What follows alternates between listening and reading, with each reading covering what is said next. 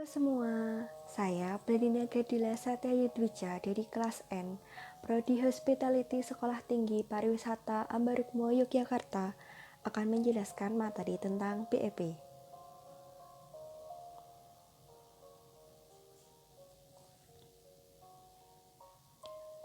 Pengertian BEP. BEP merupakan teknik untuk mempelajari hubungan antara biaya tetap, biaya variabel, keuntungan, dan volume kegiatan. BEP merupakan singkatan dari break-even point atau titik pulang pokok.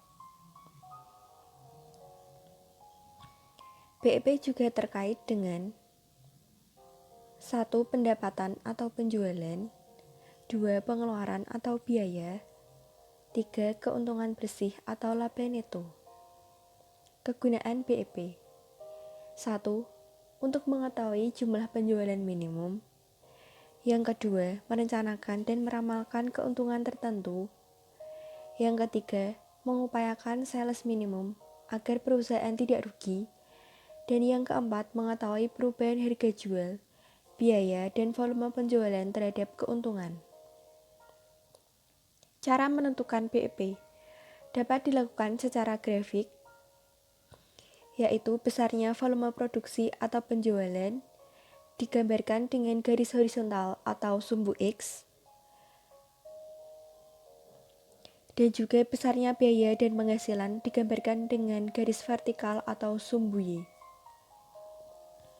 Dalam gambar, BEP dapat ditentukan yaitu pada titik persilangan antara garis penghasilan penjualan dengan garis biaya total. Apabila dari titik tersebut ditarik garis lurus vertikal ke bawah sampai sumbu Y, akan tampak besarnya BE dalam unit. Jika dari titik tersebut ditarik garis lurus horizontal ke samping sampai dengan sumbu Y, maka akan nampak besarnya BE dalam rupiah. Selain itu, menentukan break-even point juga dapat dilakukan secara matematis, yaitu atas dasar unit atau Q dan atas dasar rupiah atau rupiah. Pendekatan dalam menghitung BEP sama dengan FC per P min VC. Sedangkan BEP rupiah FC per 1 min VC per sales, di mana FC yaitu biaya tetap, VC yaitu biaya variabel, P yaitu harga jual per unit, dan Q yaitu jumlah kuantitas per unit produk yang dihasilkan, sedangkan S yaitu volume penjualan. Investasi dalam aktiva tetap. Beberapa metode analisa ekonomis pada usulan investasi. 1. Payback period. 2. ARR atau Accounting Rate of Return. Ketiga, NPV atau Net Present Value. Keempat, Profitability Index. Kelima, IRR atau Internal Rate of Return. Payback period merupakan periode waktu yang menunjukkan berapa lama dana yang diinvestasikan akan bisa kembali. Dirumuskan sebagai tahun sebelum balik modal ditambah biaya yang belum balik pada awal tahun dibagi aliran kas pada tahun tersebut. Cost, volume, profit analysis yang lain. 1. Margin Income Ratio atau MIR adalah penjualan yang tersedia untuk menutupi biaya tetap dan laba.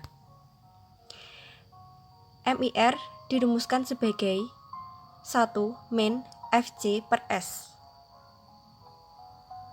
Selain itu ada pula Margin of Safety, yaitu untuk menggambarkan seberapa jauh perusahaan bisa mengalami penurunan penjualan agar tidak mengalami kerugian.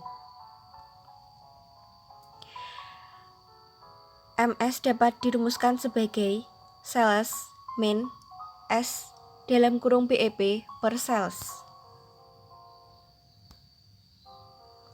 Yang ketiga ialah target net profit atau TNP.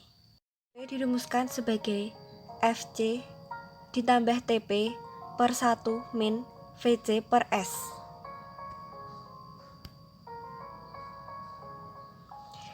Itu tadi materi yang dapat saya sampaikan. Semoga dapat bermanfaat bagi kita semua. Dan terima kasih atas perhatiannya. Sampai jumpa lagi.